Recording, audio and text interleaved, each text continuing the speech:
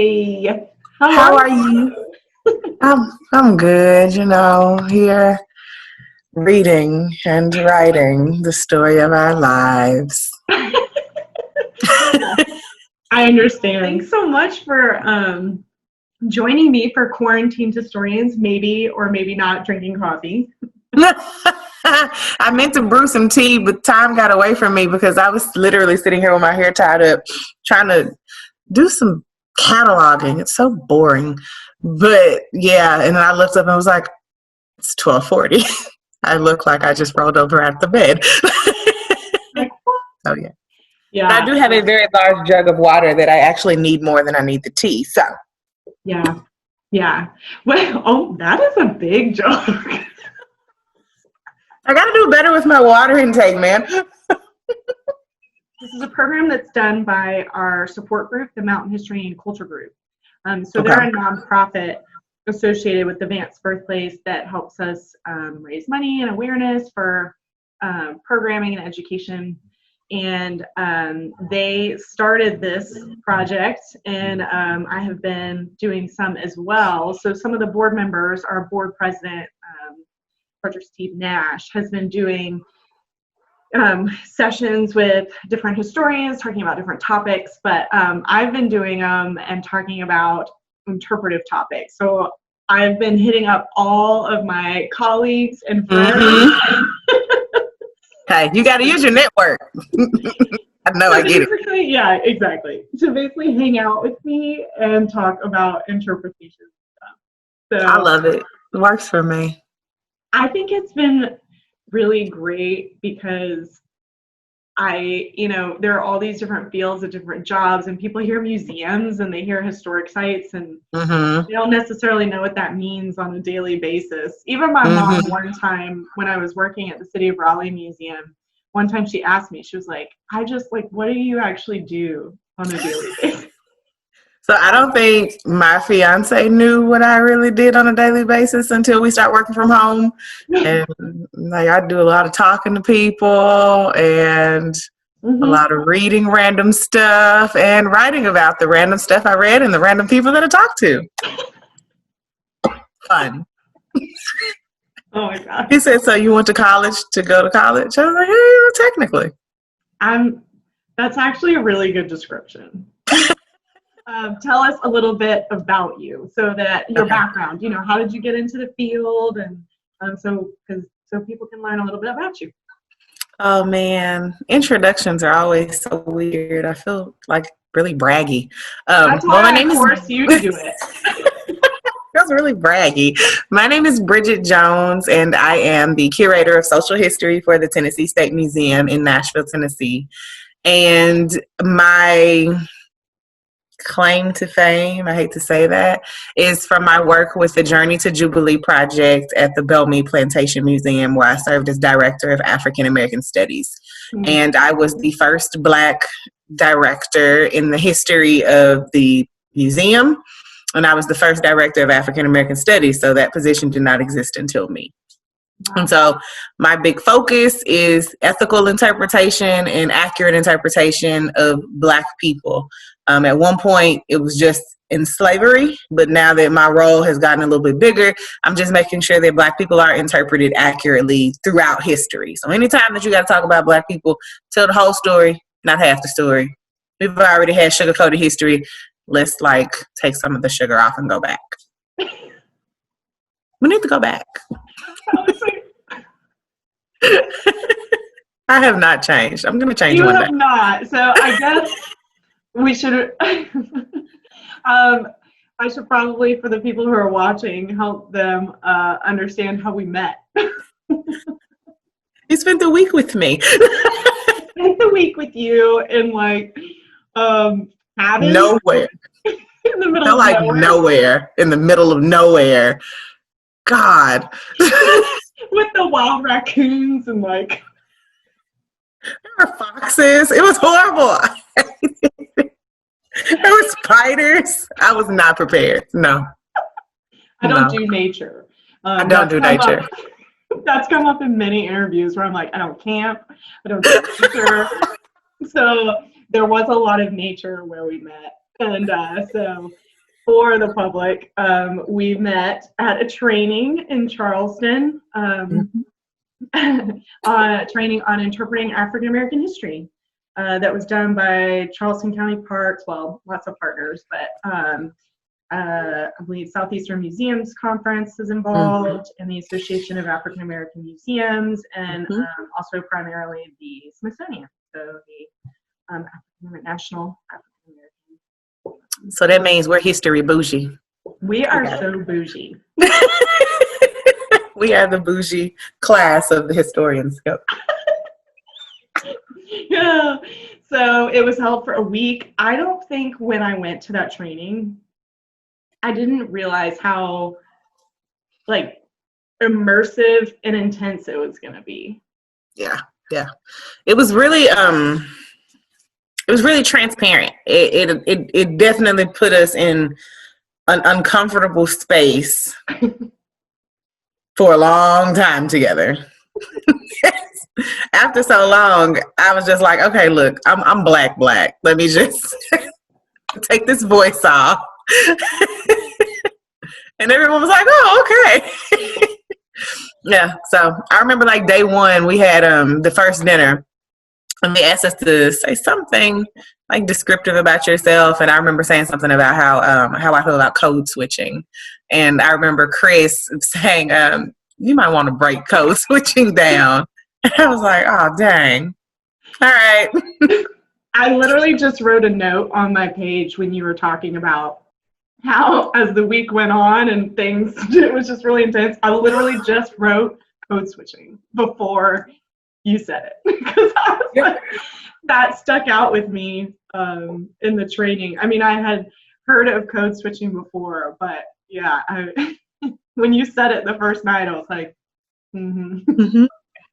I was already over it at night when I was like, okay, look, y'all gonna have to be with me for a week, so you might as well just let's get on with it. So yeah, it was an intense training. I don't, all day long and all night into the night. Jesus, it was legitimately all day. We would be in one room from like 8 a.m. to like 5 p.m. It was like a job. Did you go to school for history? What did you? So I went to the Tennessee State University, and I'll put the there. I do know that the Ohio State is the only one that technically has a the in it, but TSU does as well. But TSU is a historically Black college in Nashville, Tennessee. I majored in history. My focus, my concentration, as they called it, was in the Africana studies. So I studied African American history through the diaspora. So how African influences have affected African Americans and essentially Black culture today. My minor was ironically French, so I am semi-fluent, kind of. Haven't used that in years. But yeah. So it was a real cool experience. All of my French teachers have been Black. So my high school French teacher was just Black American, and when I got to college, he was French African. So he was from Burkina Faso, Africa, and it was really, really interesting to hear his experience being a Black Frenchman from Africa. Colonialism is weird. So yeah, but it was great though. To be able to go to a Black school and learn Black history from some of the people who were active in the movement. A lot of my professors were very active in the civil rights movement, played big roles in the civil rights movement. So I had a really good foundation for where I'm at today. Nice. Yeah. I didn't know about the French. Had I known. Yeah, man. I used to be bonjouring it up out here. I did. That was so corny. Yeah, so whenever I talk about Black people throughout the diaspora, when you start talking about like Black people who are natively French and Spanish and Italian, they kind of Black culture gets overlooked in those communities, but it's definitely there, and it's there for the same reason that Black people are anywhere but Africa. Slavery. I gotta make it funny. It's just I my thing. really appreciate your delivery. I feel like that's partly why I remember in the training you did at the end, in the training we did at the end when you did your presentation, you were just sat there and you were so matter of fact. And I loved that. So I was like, I have to talk to Brigette because sometimes I do think it gets, the interpretation is very serious. And so and people get, and have all kinds of different reactions. So, Well, it was a thing that I kind of developed from working on a plantation because as a Black girl working on a plantation, I'm usually not what people thought they were coming to get. So whatever do you mean? So when I first started at Belmead, it was so strange. Because at the time we had the dress in period appropriate costume, which, yeah. And I am very I love first person interpretation, especially when it's done right. Okay. But your girl ain't the one. I can't dress like an enslaved person, not because I don't respect their sacrifice, but because there are some very ignorant people in the world, and I would hate to lose my job for being very transparent about who I am. Yes. What is it like from your perspective, as an African American woman interpreting slavery? It's painful. It's really painful at times. Like recently, I was doing some research for who knows at this point. I was doing some research for somebody, and I was looking at the history of lynching. And yeah, so I'm going through and I'm reading through the history, and then of course the history of lynching comes with the pictures of people being lynched, and I had to take a minute and just push away from my desk for a moment, because it's only so long that especially you as a Black person can look and read about Black people in these types of situations. For example, I heard of a story that I never knew. Her name was Mary. Oh God, I'd hate to not know this lady's name. I'm gonna find it. Mary Turner. Mary Turner. She was from Mississippi. And she was 8 months pregnant when her husband was lynched for a white slave. Well, this is 1918, so a white plantation owner. For those of you who didn't know, plantations were still a thing after emancipation, known as sharecroppers and people who were under what was known as a contract wage system. I call it slavery by a new name, but if you're specific, it's sharecropping. It's a wage system. But a plantation owner was killed, and in that time period, if you are Black and a white person is killed, you just better hope that you were not nearby, because it does not matter if you really did it or not.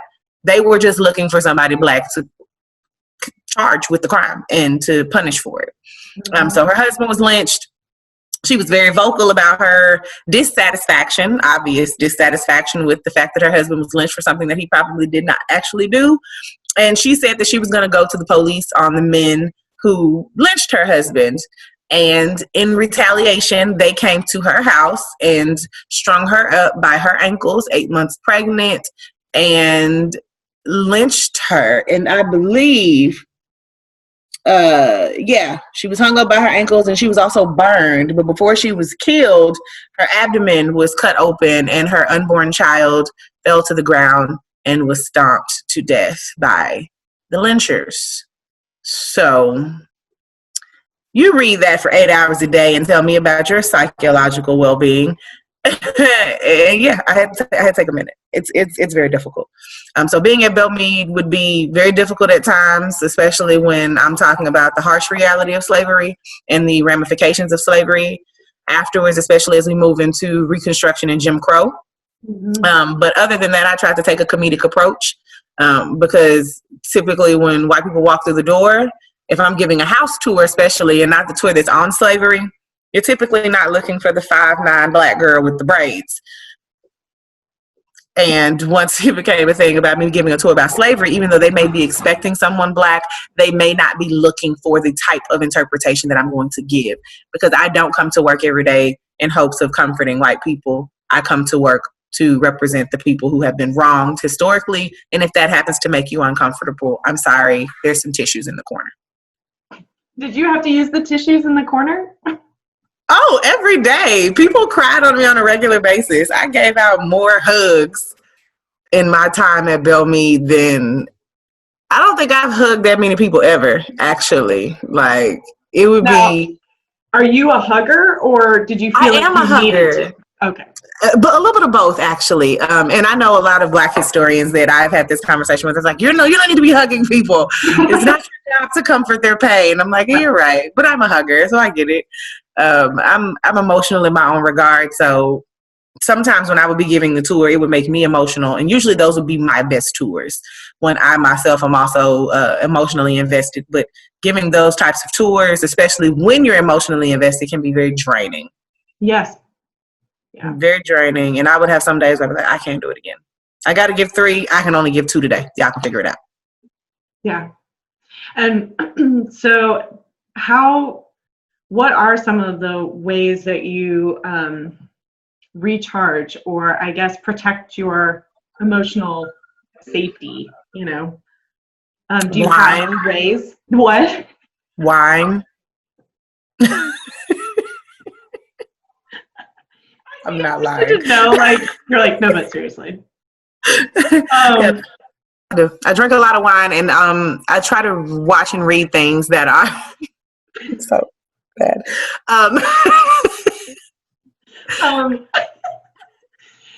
I understand. Watch and read things that feed me in a positive way. So I'm one of those really weird people that really likes like self-help videos. So God, I can't believe I'm talking about this out loud.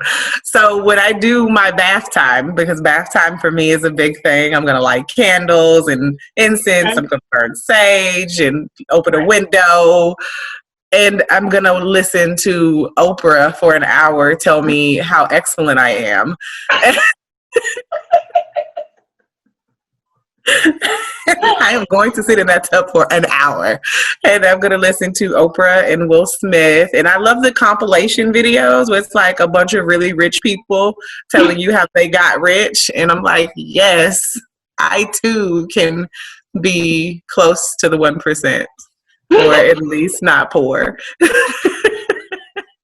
That's exactly what I mean. Everybody, it's important that that people know how to recharge themselves. And I think that's a question that I got recently. I went to East Tennessee State University, because it's actually not that far from. You know that?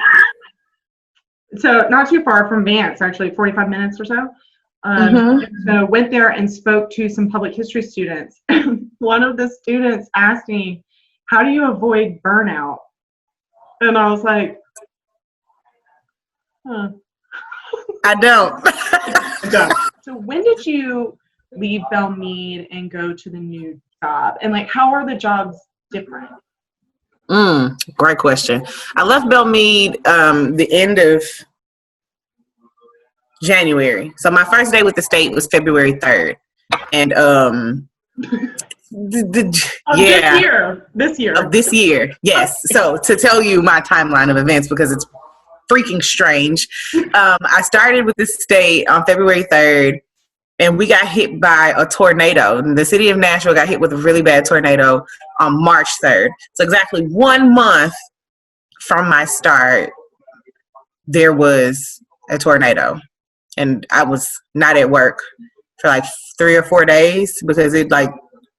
The tornado literally hopped over my job. Like, we weren't really damaged at all, but to drive down the street, it was like, how is my building here, but nothing else here? Yeah, it was horrible.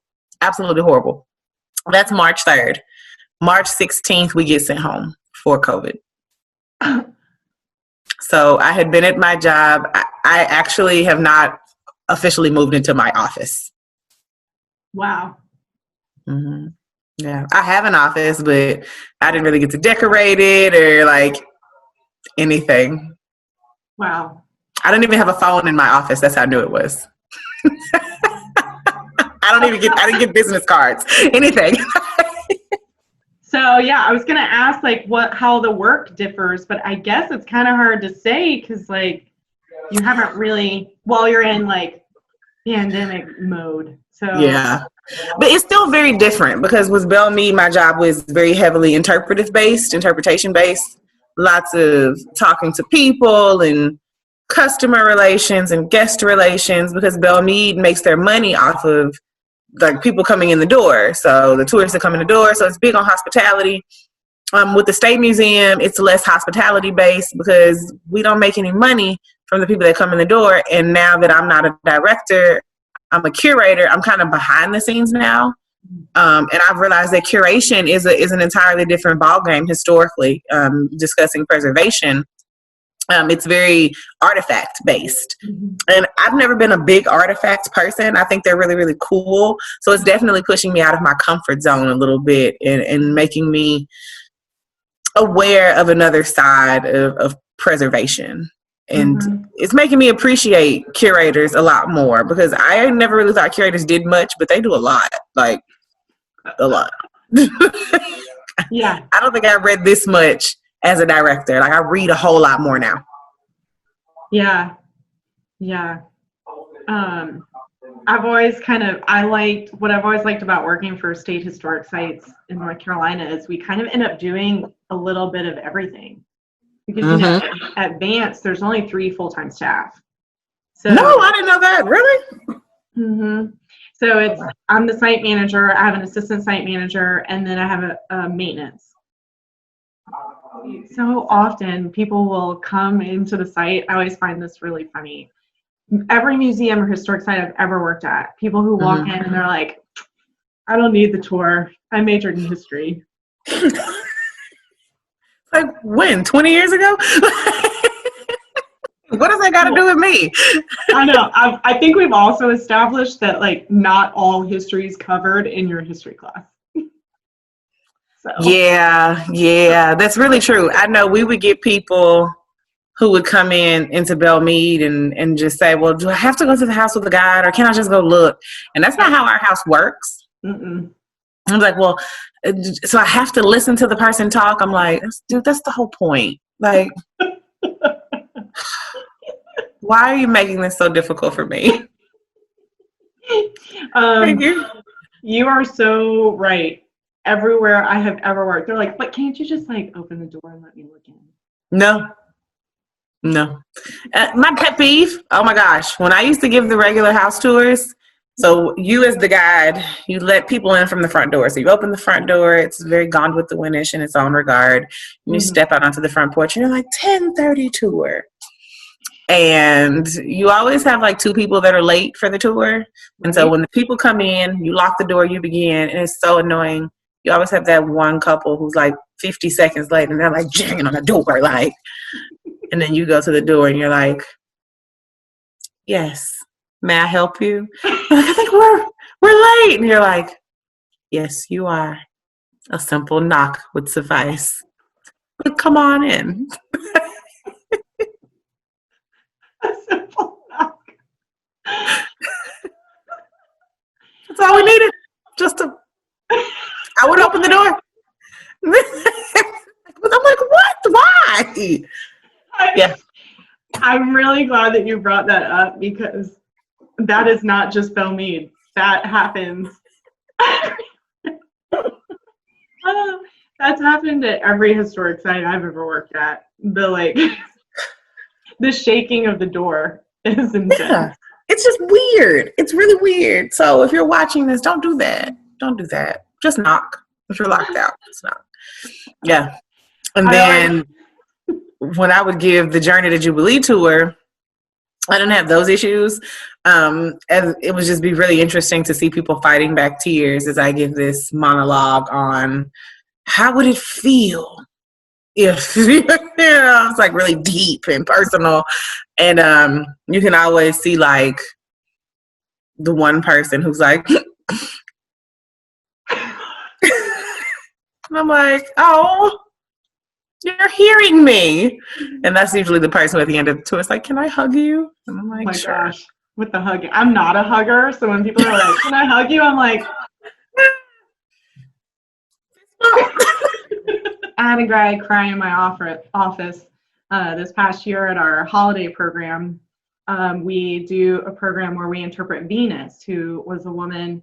She was enslaved by the Vances. She took, raised all the children. Oh, yeah, I remember you talking about her. Yes, and I had a visitor leave the program early. So I stationed myself at the front desk because I kind of know people tend to either really love this program or really hate this program. Yeah.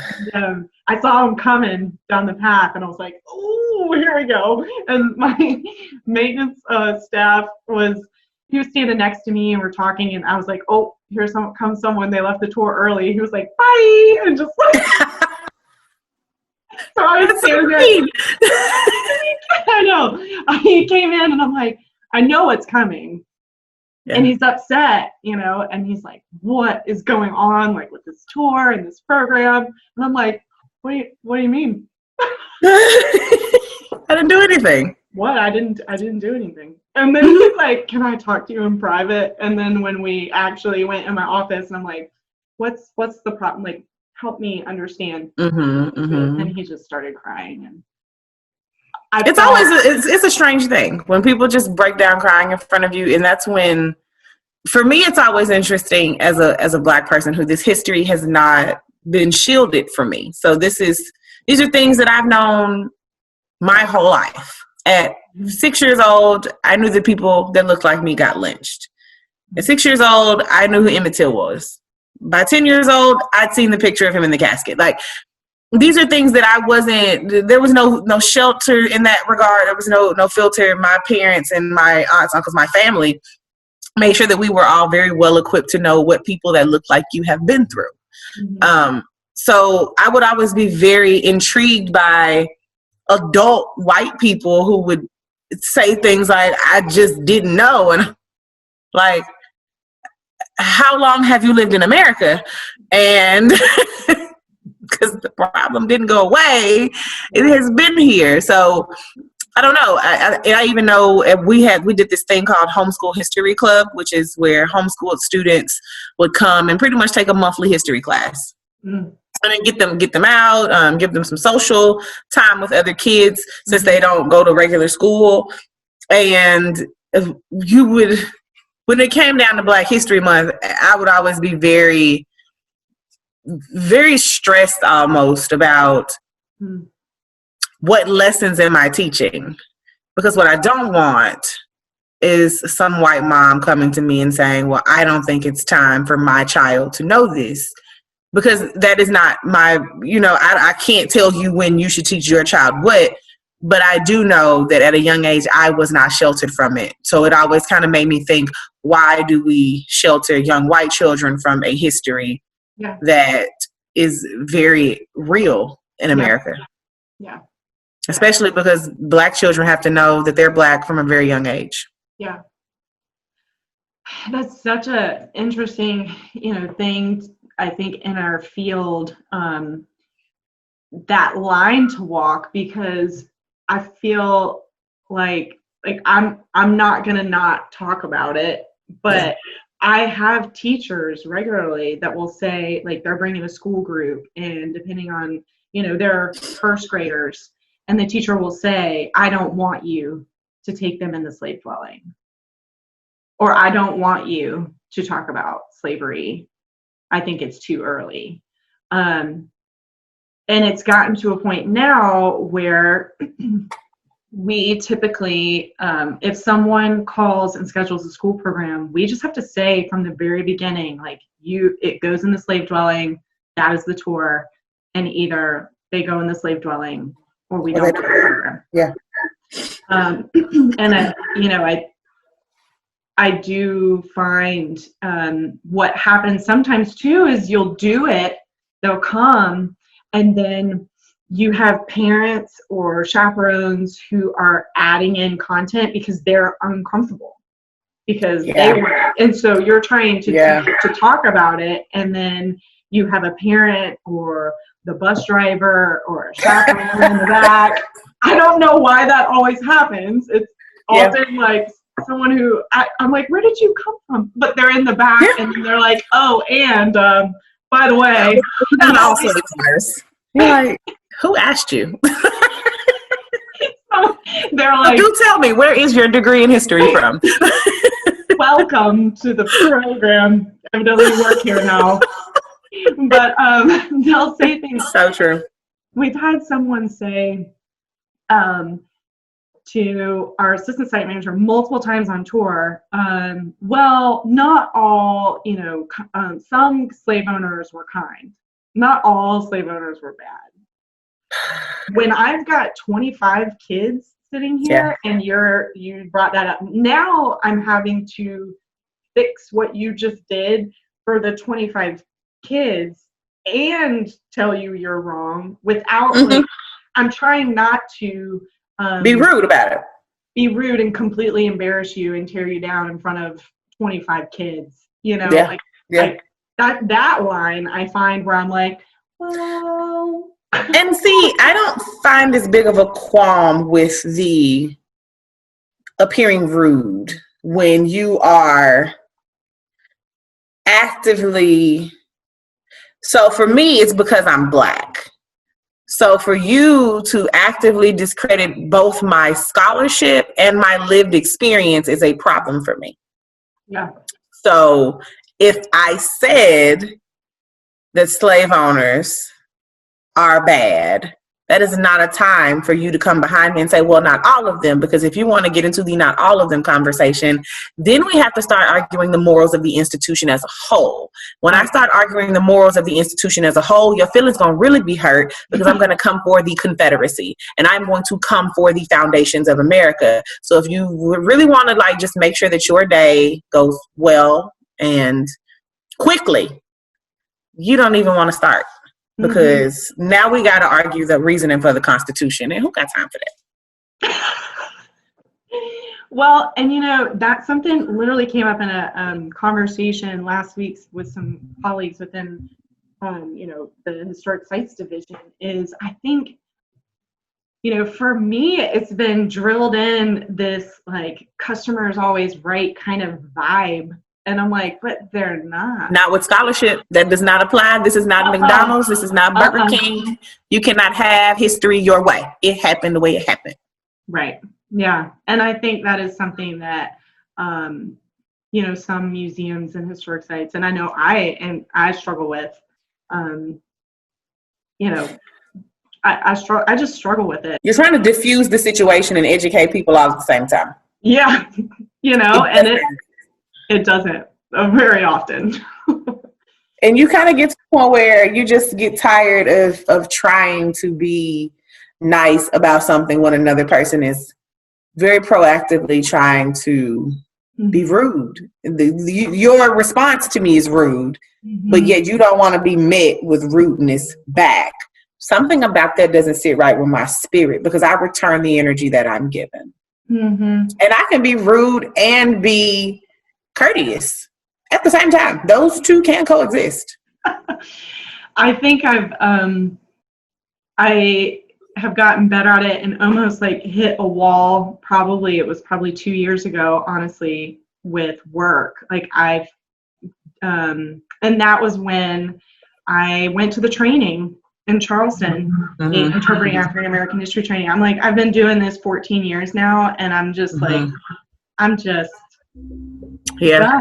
And I think even in my application that I sent to it was like, please help me. Please make this stop. I'm trying. I don't know what I'm doing. I'm trying to make it stop. And so I didn't know that there were going to be any white people in the training. So when I got there, because we had like been talking like over the phone. Yeah. And I was on the phone like the first couple of times, like, this is a thing on interpreting Black history, but there's a few people, I'm pretty sure they're white on the phone. Like, I'm pretty sure. And then when I got there, I was like, yep, this is going to be an interesting week. because you don't know, you don't know what people are coming with. And then when you hear some of the other sites that are being represented, you're like,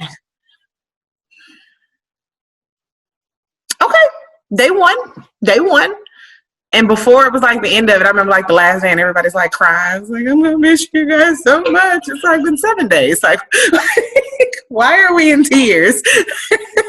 But everybody was crying. Yeah. So I think those types of workshops are very, very positive, because one thing I do believe wholeheartedly is that racism is rooted in a lack of understanding, a lack of cultural understanding. If you have never been in close proximity with someone who does not look like you for an extended period of time, you are not going to understand them in their ways. That's not even a color thing.